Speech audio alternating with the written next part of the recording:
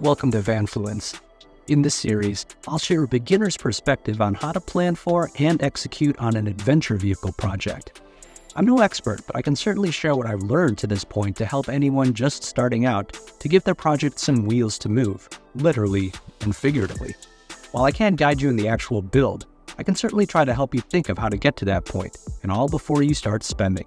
So get your notebook out and follow along with this easy series. So you know your priorities and budget when it comes to an adventure vehicle, but now you have to decide what kind. There are so many options to choose from, and every time you see one, you feel like that's the one you want. But is it what you need?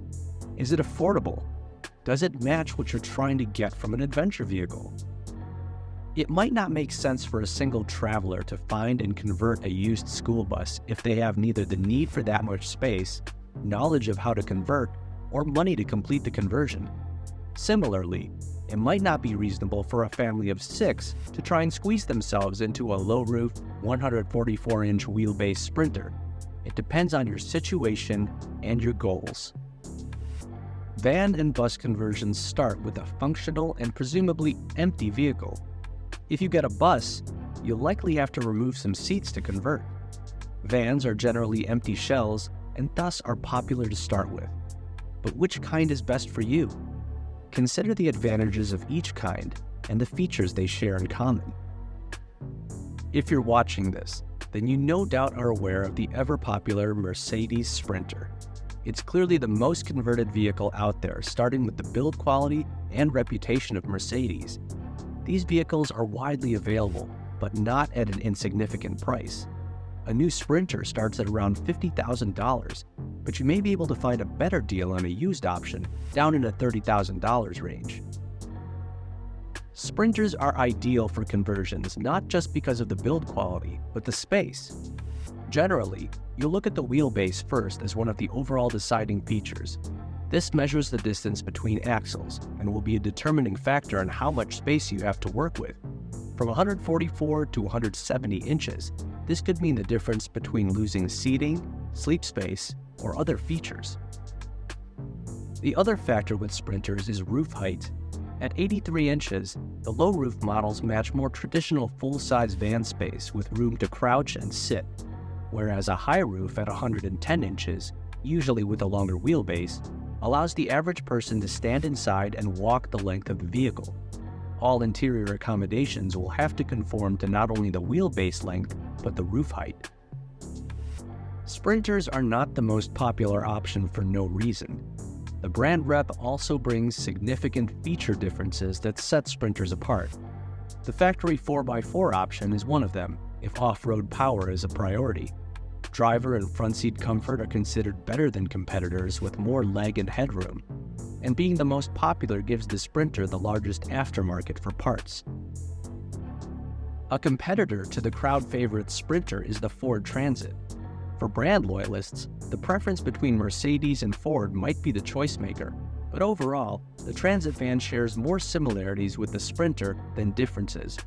Even price differences are nominal depending on feature set, but overall, Transits can be considered moderately less expensive than Sprinters.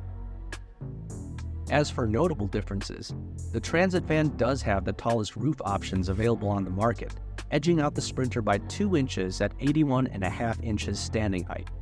Transits are also wider than Sprinters, making the space consideration significant. It should also be noted that Ford is a widely serviced brand in the United States, making service and maintenance easier. The Dodge ProMaster, even as the last mentioned, doesn't fall short of being more similar than different from its compatriots. With similar wheelbase options, the most notable difference would be the slightly shorter interior standing height of 76 inches versus 79 and 81.5 for the others. The ProMaster is also slightly wider, making some different bed orientation options. The ProMaster is generally considered the most affordable of the three, but when you consider used options, this may change depending on the year, make, model, and condition. Between these favorites, it might be wise to consider any used opportunities for any of them, as they are all great choices as an adventure vehicle. In the end, the features you put into the spaces will ultimately be the differentiators.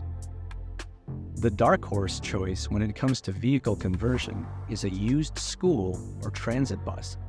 These fall into a unique category because as commercial vehicles, they literally are. Now, before dismissing them on account of design or appearance, one should consider the advantages of these vehicles as your choice of adventure vessel. Seeing as they'll almost always be found as used options, there may be significant savings when it comes to price. Your initial investment might drop from $30,000 or $40,000 and up down to $5,000 or less. It comes down to finding the right opportunities and taking advantage of them. Places like Facebook Marketplace are excellent ways to connect with deals near you.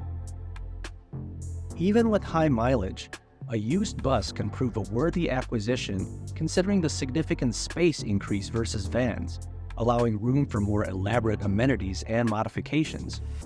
On the flip side, more space to work with also means more space to fill, as well as to temperature regulate. While there may be more upfront remodeling or repair needed for buses, the price offset puts them in a very competitive place next to the name brand vans, especially for the size and the fact that some of them, like transit buses, already have part of the conversion inherently done, like interior lighting, etc.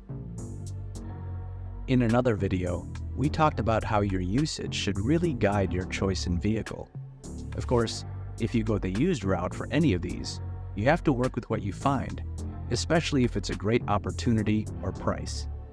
But back to usage, if you intend on living in your vehicle full-time, then it really is hard to turn down the idea of a bus to convert. Besides the simplicity and sleek form factor of vans versus buses, you'll always be fighting the space issue. Making everything you want fit into a vehicle is the fun puzzle that conversions pose. In a van, everything almost has to be on top of the next thing, or, better yet, multifunctional, like seats that convert to a bed. But in a bus, you can basically follow more traditional RV layouts that actually have room for separation. The longer space allows you to create a narrow but very effective flow of usable areas. If there is a challenge of buses besides having to renovate the inside in ways that empty vans don't require, it would be the inclusion of many windows. This is usually the opposite problem with vans, seeing as besides the side and rear doors, additional windows need to be added. For buses, the excessive windows need to be addressed since they can occupy valuable wall space required from the inside.